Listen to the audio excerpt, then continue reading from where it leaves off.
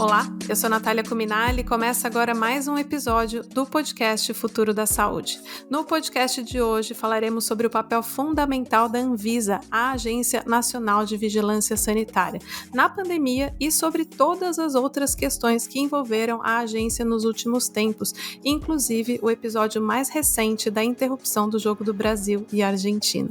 Até pouco tempo atrás, quem não era do setor de saúde provavelmente não fazia muito ideia da função da Anvisa, mas desde o ano passado, devido às vacinas contra a Covid-19, a agência adquiriu um protagonismo inédito e transformou a forma como se comunica com a sociedade. E para conversar sobre esse tema, eu tenho o prazer de receber aqui o Gustavo Mendes Lima Santos, que é gerente-geral de medicamentos e produtos biológicos da Anvisa. Seja bem-vindo, Gustavo, tudo bom? Tudo bem, Natália? Tudo bem a todos os ouvintes? Uma honra estar aqui falando com vocês e obrigado pela oportunidade. Muito bom. Antes da gente começar, eu tenho um recado. Não se esqueçam de assinar o podcast para não perder o próximo episódio. Bom, vamos lá, Gustavo. A pandemia fez com que saúde entrasse na pauta e na casa das pessoas. Nesse contexto, a Anvisa nunca teve uma visibilidade tão grande. O caso mais recente, como eu citei na abertura, foi essa interrupção do jogo do Brasil e Argentina. Isso aconteceu porque 4 jogadores argentinos não tinham cumprido o protocolo sanitário para entrar no Brasil. Os agentes da Anvisa, então, entraram em campo e interromperam o jogo. Como tudo fica polarizado hoje em dia, começou-se a questionar se essa foi a melhor postura, se não estavam fazendo um espetáculo. O fato é que nem sempre as ações que visam a saúde pública são, de fato, compreendidas pelas pessoas. Eu queria saber, Gustavo, na tua opinião, como que você viu a atuação da Anvisa nesse caso? Bom, Natália, esse caso da interrupção do jogo, eu acho que é um caso em que a gente percebe o quanto a agência atua de uma forma ampla na proteção da saúde, né? Eu sou gerente geral de medicamentos e produtos biológicos. Significa que na minha área a função é fazer a avaliação, a análise e a aprovação das vacinas e dos medicamentos. Só que a gente tem uma complexidade de atuação enorme, que envolve saneantes, cosméticos, produtos para a saúde e portos e aeroportos, que inclui a atividade de orientação e controle de viajantes, que é esse trabalho que aconteceu e que teve essa visibilidade aí, né, na questão do jogo, porque foi um jogo que era muito esperado, estava todo mundo assistindo e teve que ser interrompido para que os jogadores saíssem.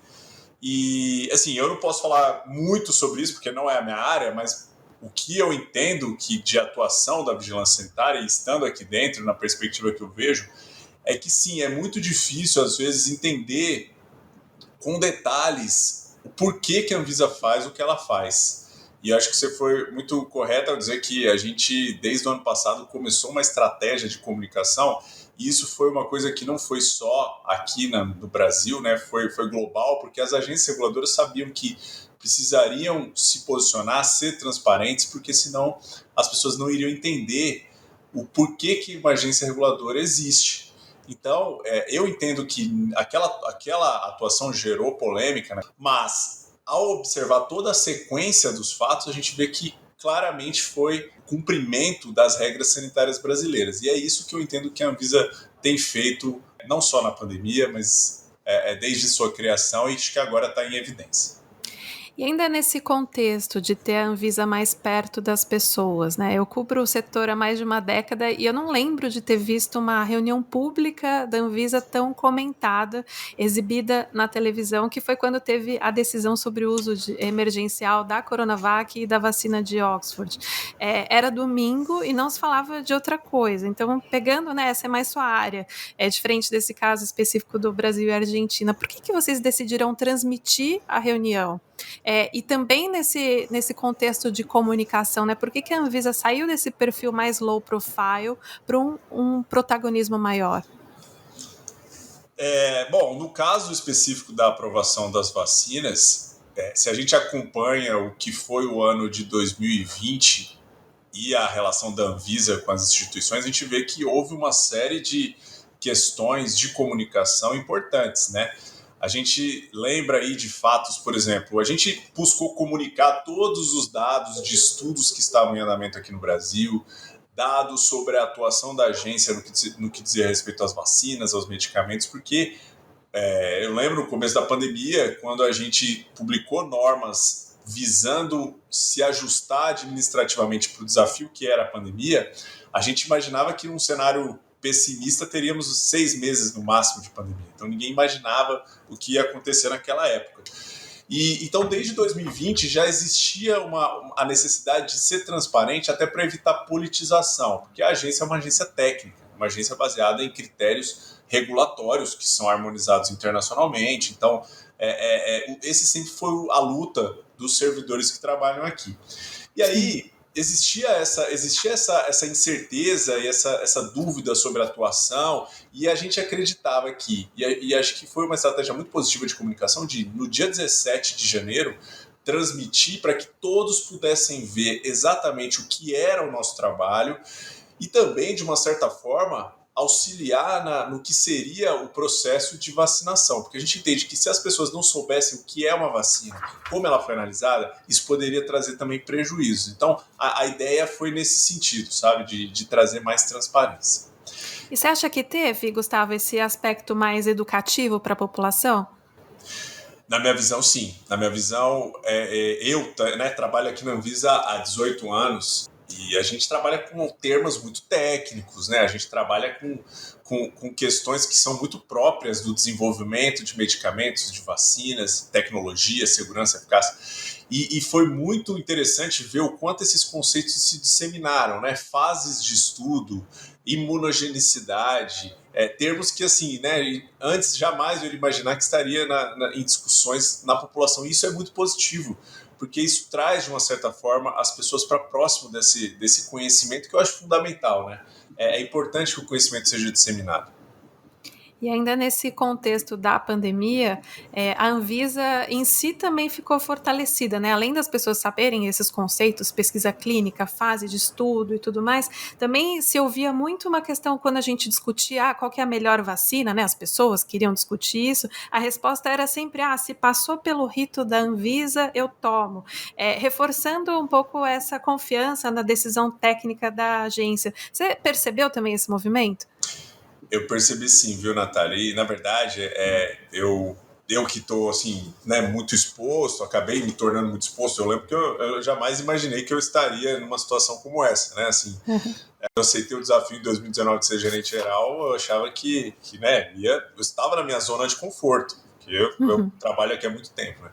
E eu acho que isso houve uma mudança, né? Eu lembro das redes sociais, né? E você falou no começo que eu também faço esse trabalho nas redes sociais, né? Eu divulgo informações da Anvisa em redes sociais, e eu vejo que existia muito essa desconfiança antes sobre será que a Anvisa realmente é técnica? Será que a Anvisa não vai estar politizada? Será que a Anvisa vai focar mesmo naquilo que é importante ou vai burocratizar? A gente apanhou de todos os lados, tanto com quem queria uma vacina e achava que a gente era uma mera burocracia que ia atrasar o processo, quanto também pessoas que achavam que a gente, de alguma forma, ia promover a vacinação, obrigar as pessoas a vacinar e estava comprometido com outras questões que não fosse a saúde pública. Então, nesse sentido, eu vejo que mudou muito, sabe? A gente avançou muito, a gente está numa perspectiva muito mais de aceitação das pessoas do que são os nossos procedimentos. E eu acho que não é só aceitação, é entender também a nossa perspectiva. Eu acho que e esse foi sempre o grande lema assim da comunicação.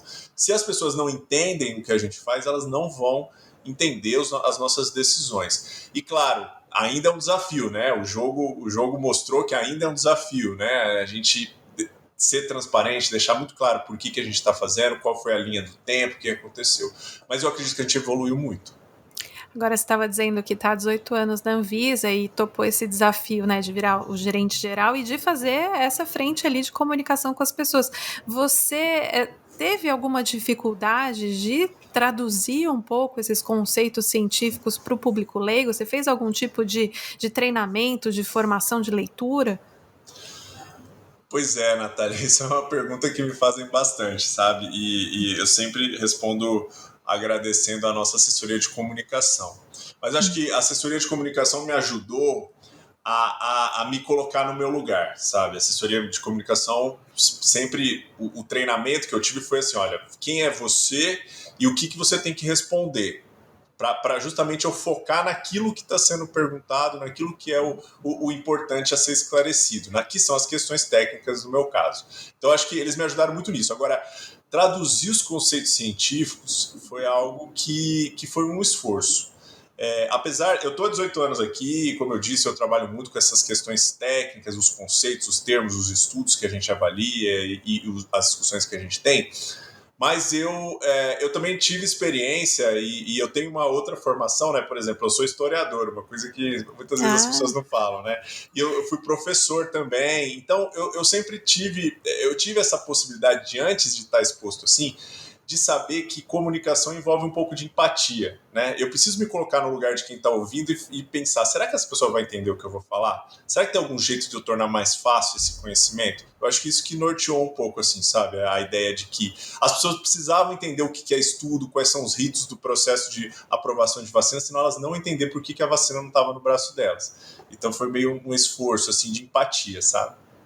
E agora, nesse contexto de interferência política que você mesmo citou, né? A gente viveu esse momento super polarizado da pandemia e a Anvisa ficou no meio do fogo cruzado, né? Sob a acusação de, às vezes, tomar decisões políticas e não técnicas, né? O povo escreve o que quiser no Twitter. Em algum momento, você sentiu ou houve algum tipo de interferência política no processo de decisão? Não houve porque o que acontece, né? Nós aqui, servidores da Anvisa, e se você pegar a minha equipe, né? Nós somos 250 pessoas aqui da Gerência Geral de Medicamentos e Produtos Biológicos, e a média de tempo das pessoas aqui é mais de 10 anos. As pessoas estão envolvidas nesse processo de análise, nesses procedimentos técnicos há muito tempo, e a gente já passou por diferentes contextos políticos. E o que a gente percebe é que os nossos pareceres são embasados em questões técnicas. Então, assim, e isso existe, como eu disse, esse respaldo internacional também, né? A gente faz parte dos fóruns com outras agências, a gente compartilha com as outras agências esses procedimentos. Isso traz uma certa segurança para a gente tomar a nossa decisão técnica e apresentar a nossa decisão técnica. Mas a gente viu no contexto da pandemia uma série de discussões políticas sobre a doença, sobre a vacinação. E o que a gente tem buscado enfrentar, ou a maneira que a gente tem tratado essa questão, é sendo transparente, é esclarecendo os dados, esclarecendo as informações que a gente tem e mostrando o que a gente pode oferecer. A gente sabe que a interferência política é algo que é danoso para o rito técnico, né? E, como eu disse, a gente apanhou de todos os lados, né? A gente apanhou tanto de quem achava que a gente era governado pelo governo atual, estava orientado com o governo atual, quanto achavam que a gente não era do governo, era oposição, e, na verdade, a gente, ao apanhar de todos os lados e a ser muito transparente, mostrou que, na verdade, o foco é técnico. E aí, na sua opinião, qual que é o risco da interferência política na ciência? Eu não sei se você lembra, provavelmente sim, na época da fosfoetanolamina, que ela passou pelo Congresso, foi sancionada pela presidente Dilma, né, então presidente Dilma, depois derrubada pelo STF à revelia da Anvisa. Qual que é o risco de misturar as duas coisas? A gente passou perto disso? Eu acho que esse exemplo é muito importante, Natália, esse exemplo aí da fosfetanolamina, né? Existe um consenso entre nós que trabalhamos com regulação, com ciência de medicamentos, sobre o que é um medicamento seguro, eficaz e de qualidade. Esse consenso é baseado em anos de experiência que envolve, por exemplo, aquele caso que é um clássico do desenvolvimento de medicamentos, que é o da talidomida. No caso da talidomida, que foi um produto que foi utilizado como medicamento lá no começo do século passado, e que gerou uma série de danos, e era danos, na verdade, de que a gente chama de teratogenicidade, né? As pessoas, os bebês nasciam com má formação por causa do medicamento. E a partir daquilo começou-se a pensar de que forma nós prevenimos danos e garantimos que os medicamentos realmente vão funcionar para as pessoas que precisam. Então isso é um consenso que é internacional e que não envolve política, não envolve questões outras que não sejam rito técnico.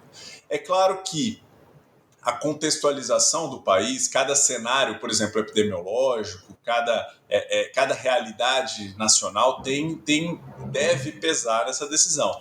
Mas os critérios são os mesmos, os critérios de estudo são os mesmos. Então, assim, se você tem um congresso, por exemplo, dizendo para a gente, olha, esse produto tem que ser aprovado, tem que ser disponibilizado.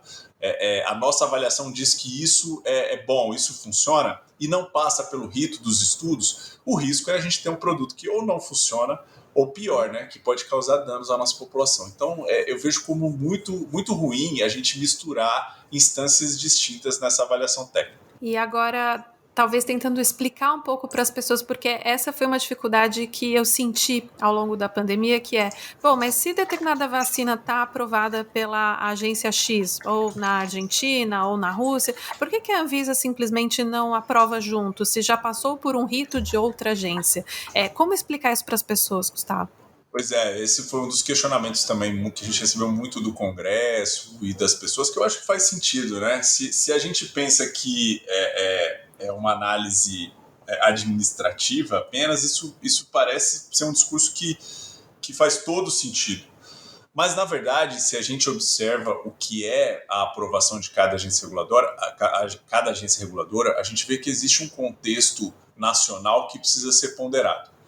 O primeiro ponto a esclarecer é que as agências que compartilham dos mesmos procedimentos, e é importante ficar claro que nem todas as agências no mundo compartilham dos mesmos procedimentos ou do mesmo rigor técnico para fazer a sua avaliação, mas as agências que compartilham desse mesmo procedimento, nós aqui no Brasil não refazemos o trabalho de outra agência. Então, se uma agência de referência para nós já avaliou um estudo, já chegou a uma conclusão, nós podemos nos aproveitar dessa análise e ponderar essa decisão deles aqui na nossa avaliação. E para isso a gente precisa saber, são os mesmos estudos, são os mesmos dados que foram apresentados na outra agência? Isso é a primeira resposta que precisa ser esclarecida. E a segunda resposta, só para fechar, é que nem sempre o produto que foi aprovado em outra agência é o mesmo que vem para cá. E isso é muito comum. É muito comum ter fábricas diferentes fornecendo para mercados diferentes. E se você tem uma fábrica diferente, você tem um produto que usa um insumo diferente, que usa um método de fabricação diferente. E isso precisa ser considerado na nossa avaliação. Então, esses são alguns exemplos de especificidades que precisam ser avaliadas por nós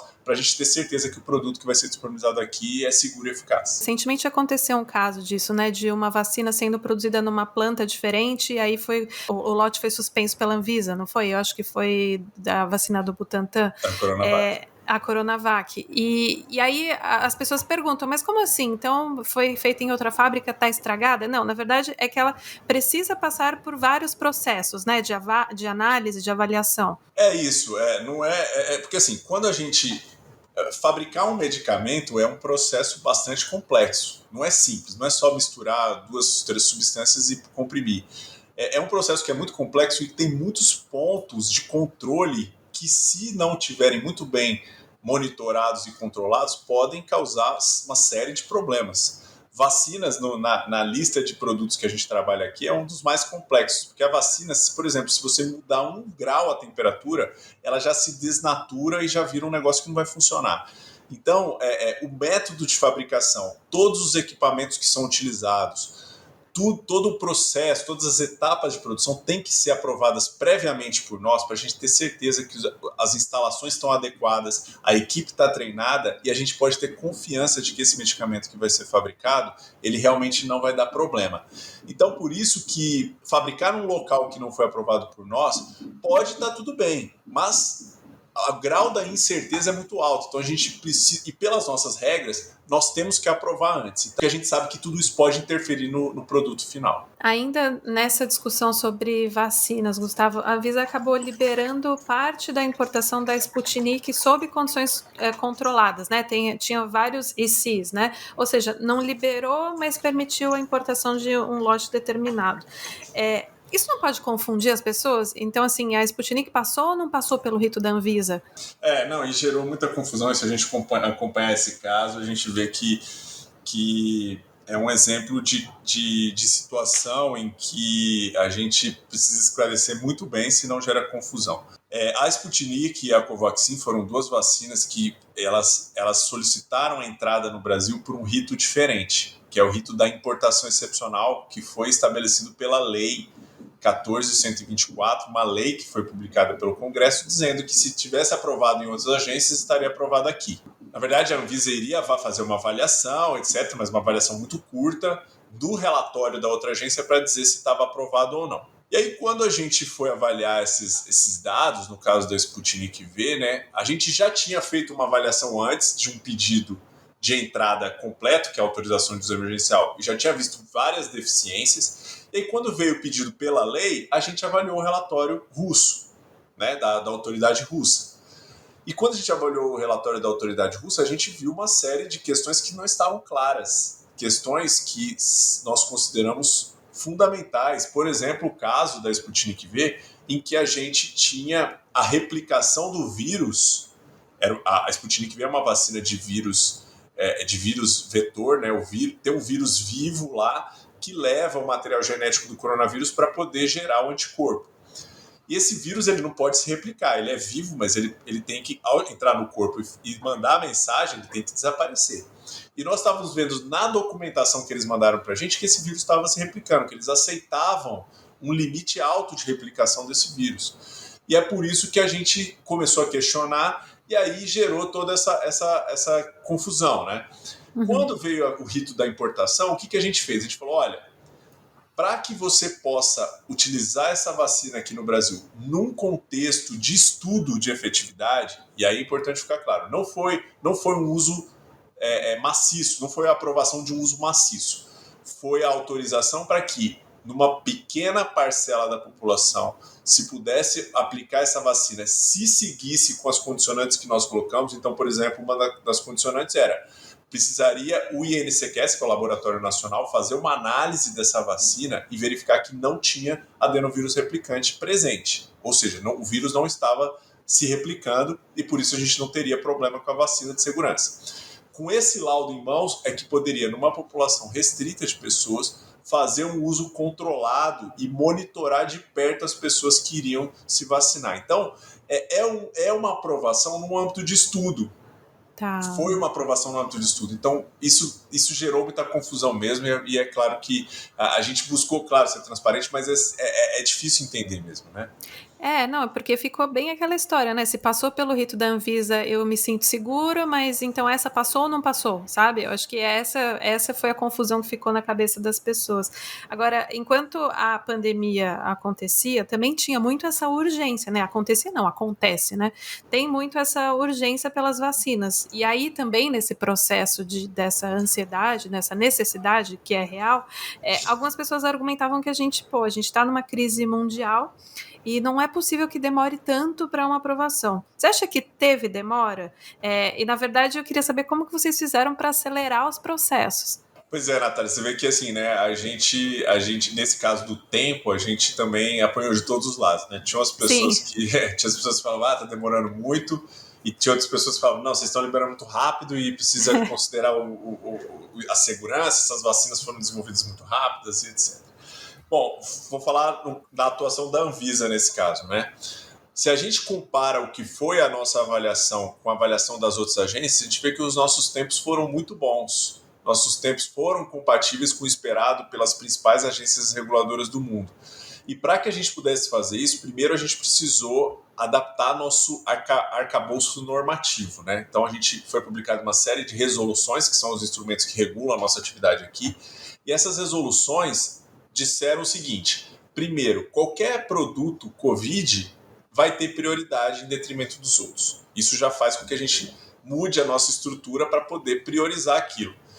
E também trouxe a organização administrativa da criação de comitês. Então, ao invés de a gente ter um ou dois especialistas que avaliam um produto, a gente criou os comitês de vários especialistas, comitês multidisciplinares, e que cada um avalia a sua parte concomitantemente, e a gente possa ter um parecer mais ágil nesse sentido, porque a gente consegue primeiro promover a discussão no comitê e difundir o conhecimento dos diferentes aspectos da vacina e dos medicamentos e ter posicionamentos mais ágeis. Então, foram essas duas estratégias administrativas que garantiram que a gente pudesse ter respostas rápidas. Importante ficar claro que a gente conseguiu isso sem abrir mão de nenhum critério de qualidade, segurança e eficácia que é necessário.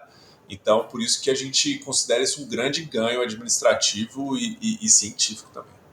Uma resposta muito rápida, né, Gustavo? É claro, além disso, né, um outro ponto que é importante destacar, agora não só da atuação da Anvisa, mas foi o fato de que nós ficamos muito mais abertos para fazer as discussões com os desenvolvedores, né? Administrativamente, a gente tem um rito que é o seguinte: se eu analiso um documento, um laudo, um resultado de estudo, e eu tenho alguma dúvida, eu emito uma exigência. Então, eu olho o documento, emito uma exigência que é um ofício, que eu tenho que escrever, preparar, manda para a empresa tem 120 dias para responder esse documento, ela responde submetendo novos documentos para a gente. Então, é um rito administrativo que é importante, mas que no contexto da pandemia é pouco ágil.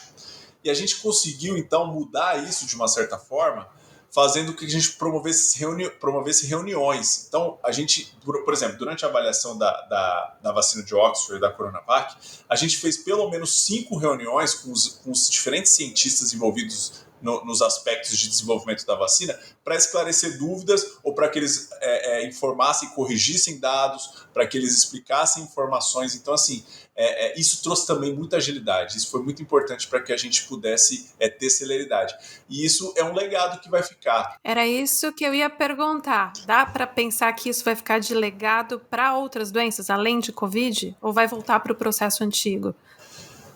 Pois é, Natália, eu acho que tem um legado importante. Assim, o primeiro ponto que eu queria destacar dessa questão é que, assim, eu falo isso quase todos os dias para os diretores, né? Eu falo, olha, quando tudo é prioridade, nada é prioridade.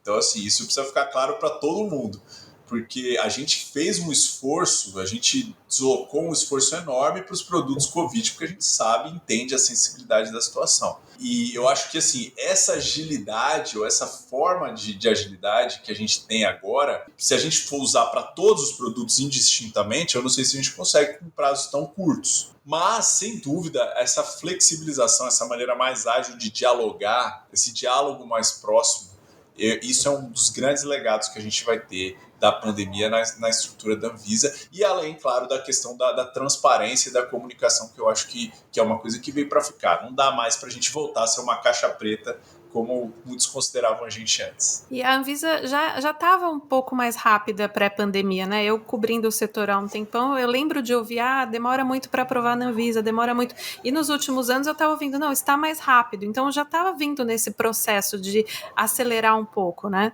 E já estava vindo nesse processo que eu entendo que é também, de uma certa forma, estabelecer uma relação maior de confiança com as empresas, né? Acho que o que trazia também muita dificuldade antes, no começo, né? Principalmente quando eu estava no começo da Anvisa, eu percebia isso, que era assim, se a agência não confia nada na empresa e tem uma postura mais defensiva, a gente avança pouco nas discussões, porque qualquer vírgula errada gera uma investigação, uma desconfiança, uma dúvida, etc.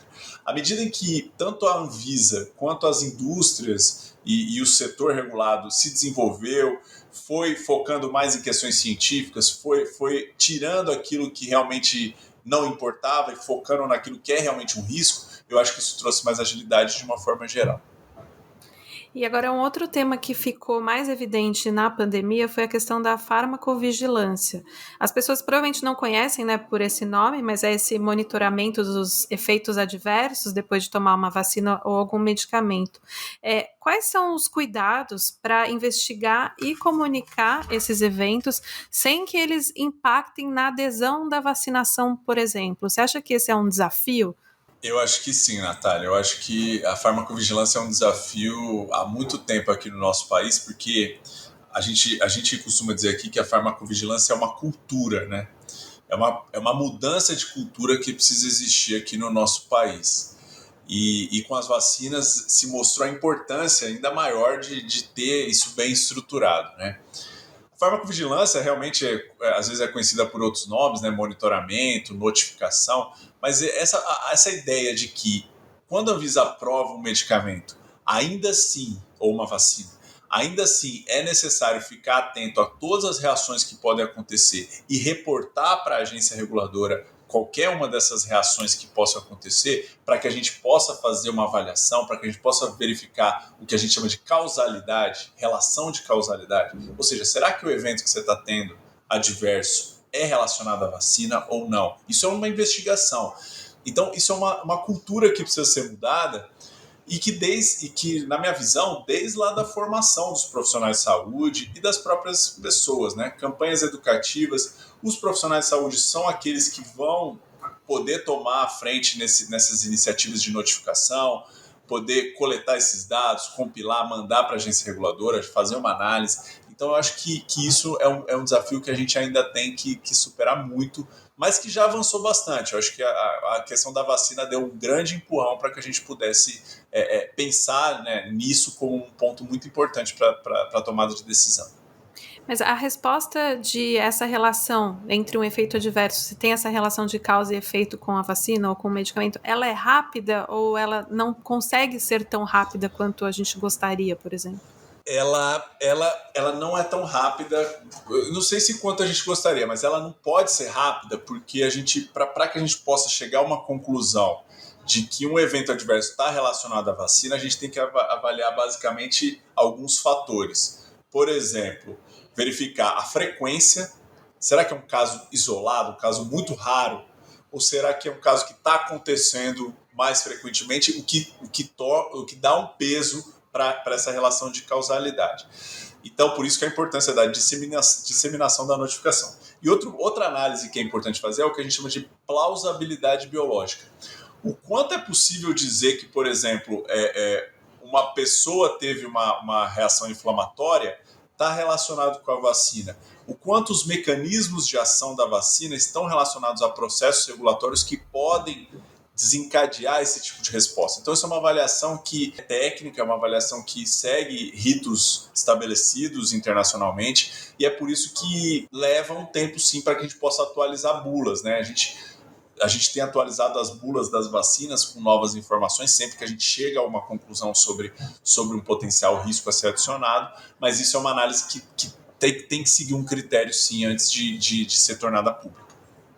E agora, quais são os próximos passos em relação à vacina no Brasil? A gente vai ter novas vacinas? A gente vai, sim. A gente já aprovou mais de 9 estudos de vacina aqui no Brasil, né? Isso foi um destaque muito importante, porque colocou o Brasil numa posição que a gente não estava antes, necessariamente. Uma posição em que nós podemos conduzir como país os nossos centros de pesquisa, a Anvisa também, Conep, todos envolvidos em realizar pesquisas que vão poder subsidiar a aprovação de medicamentos e vacinas no mundo. Então, isso foi uma coisa positiva. E nesse contexto, nós temos novas vacinas que estão sendo estudadas e que vão trazer uma perspectiva importante, né? A gente tem as vacinas internacionais que já estão vindo com a perspectiva de tecnologias que consideram a questão das variantes, que era algo que lá no começo as vacinas não estavam preparadas para esse cenário de variantes de preocupação. E também a gente tem as vacinas nacionais, né? A gente tem já 4 universidades que submeteram pedidos de estudos de vacina com tecnologias que são bastante interessantes. As vacinas nacionais estão vindo com tecnologias que a gente chama de proteína recombinante. Então, diferente de todas as outras que a gente já aprovou hoje, elas são proteínas que geram resposta imune. E a gente está com a expectativa de que em breve tenhamos resultados aí sobre essas vacinas brasileiras que vai trazer autonomia para a gente. Então, o cenário é bastante otimista, assim, da nossa perspectiva de termos maior diversidade na tecnologia de vacinas aqui no Brasil. E agora também tem uma expectativa muito grande em relação ao uso de vacinas em crianças e adolescentes, né? Como é que está isso agora? É mais difícil aprovar vacinação nesse público? Eu não diria que é mais difícil aprovar. A grande questão é que é preciso fazer estudos, né, com essa população. É preciso recrutar voluntários que queiram participar dos estudos para que a gente possa fazer as comparações, né, para verificar se realmente a vacina está trazendo benefício e também se existem reações adversas específicas nessa população. A população pediátrica tem um metabolismo que é próprio, tem um metabolismo e uma resposta imunológica que algumas vezes pode ser mais rápida e mais exacerbada do que a da população adulta, ao contrário do que a gente vê com o idoso, né? Que a gente está enfrentando também as discussões de terceira dose, né? Porque o idoso tem a resposta mais diminuída, mais lenta. Então, por isso que é preciso ter estudos nessa população e esses dados precisam ser bastante robustos para que se possa tomar uma decisão. Eu não diria que é mais difícil, mas os estudos têm que ser feitos. E agora, se você pudesse escolher, assim, qual foi o maior legado que a pandemia deixou para a Anvisa, assim, a questão da comunicação, a questão da celeridade, qual foi o grande destaque, na tua opinião? Eu acho que o grande destaque foi a comunicação, sim, porque eu acho que o nosso caráter técnico já existia, as nossas estratégias de aceleração também já existiam, como você mesma destacou, Natália, mas a comunicação e a transparência, eu acho que a gente atingiu um patamar jamais visto. E eu acho que esse é um legado importante, né? Porque, como a gente já falou, se não for transparente, se eu não souber para que serve, como garantir a eficácia ou a efetividade do nosso trabalho? Então, acho que esse é o grande legado que vai ficar e que acredito que a tendência é só aprimorar daqui para frente. E agora, encaminhando, infelizmente, para o final do nosso episódio, eu queria saber quais são os grandes desafios da agência a parte da pandemia. Bom, eu vou falar do meu ponto de vista, né, como gerente geral de medicamentos e produtos biológicos. Aqui na nossa área, a gente tem alguns desafios importantes. O primeiro é esse que eu falei há um tempo atrás aqui, que é a questão de que, como a gente adotou a estratégia do que tudo é prioridade, nada é prioridade, a gente evitou essa estratégia, aliás, né? A gente, nesse sentido, tem aí um trabalho a fazer com os medicamentos das outras áreas que é importante. A gente vai precisar focar esforços, retomar os esforços para analisar os medicamentos de outras esferas que ainda não estão analisados. Então, e na área de medicamentos, a gente tem também um desafio importante, que é cada vez mais temos medicamentos vindo com perspectivas de doença rara, perspectiva de medicamentos em que se busca tratamentos que são cada vez mais específicos. E isso para a gente é desafio porque a gente tem cada vez mais novos tipos de estudo sendo propostos, novas ferramentas de desenvolvimento de fármacos. E essa dualidade entre medicamentos sintéticos, né, que são aqueles medicamentos que são comprimidos, soluções orais, aqueles mais simples, versus medicamentos biológicos, vacinas, e a gente tem uma série de doenças aí que estão negligenciadas, que precisam ser tratadas. Então, esses são os principais desafios que eu vejo aí na área de medicamentos. E, Gustavo, você falando agora, antes mesmo da gente encerrar, essa questão de novas formas de pesquisar, essas inovações que vêm para doenças raras e tudo mais, isso é desafiador por quê? Porque é uma nova forma de fazer ciência e a gente ainda não sabe exatamente como avaliar esse ganho, essa diferença que faz na vida das pessoas, é isso? Eu não diria que não sabe avaliar o ganho, é que a tendência dos estudos clínicos, a tendência que a gente tem observado é cada vez mais a gente otimizar os estudos clínicos, né? Então, a tendência é diminuir. A gente tem tido tanta discussão nos estudos clínicos quanto não clínicos. Nos estudos clínicos, a tendência é usar cada vez mais ferramentas do que a gente chama de modelos em sílico, ou seja, ferramentas computacionais, ferramentas que podem mimetizar o que seria o comportamento de um medicamento no corpo. Cada vez mais a inteligência artificial sendo utilizada e o Big Data para poder gerar resultados de eficácia e segurança. Isso é um desafio porque envolve uma série de aspectos regulatórios, né? Qual é a validação desse dado, como garantir que os modelos são bem desenvolvidos, tudo isso é um desafio nesse aspecto. E nos estudos não clínicos, a gente tem cada vez mais o objetivo de reduzir o uso de animais nos estudos, essa discussão que envolve uma questão sensível, né, de participação de animais em pesquisa, e tem se desenvolvido também ferramentas alternativas, métodos alternativos. Tudo isso precisa ser avaliado com um critério regulatório importante, porque a gente precisa ter certeza de que essas ferramentas vão trazer a resposta que a gente necessita para as conclusões. Então, eu vejo mais ou menos nesse sentido os desafios que eu enxergo. Muito bom. Bom, infelizmente, Gustavo, a gente está chegando ao fim do nosso episódio. É realmente fascinante esse universo da pesquisa dos medicamentos. Eu queria agradecer demais a conversa, todos os esclarecimentos. Eu queria agradecer você, Natália, pela oportunidade, agradecer os ouvintes e dizer que sempre que a gente tiver a oportunidade de ser transparente, trazer temas específicos, estamos à disposição para falar, porque esse tema realmente é bastante empolgante, né? Muito obrigado. Obrigada, Gustavo. O podcast Futuro da Saúde chega ao fim. Eu agradeço a todos que nos acompanharam até agora. Obrigada também ao Edgar Maciel, que assina a edição de som do episódio. Vocês podem acompanhar novidades e reflexões sobre saúde no site futurodasaude.com.br, no meu Instagram, @natcominali, e não se esqueçam de assinar o podcast para não perder o próximo episódio. Até a próxima!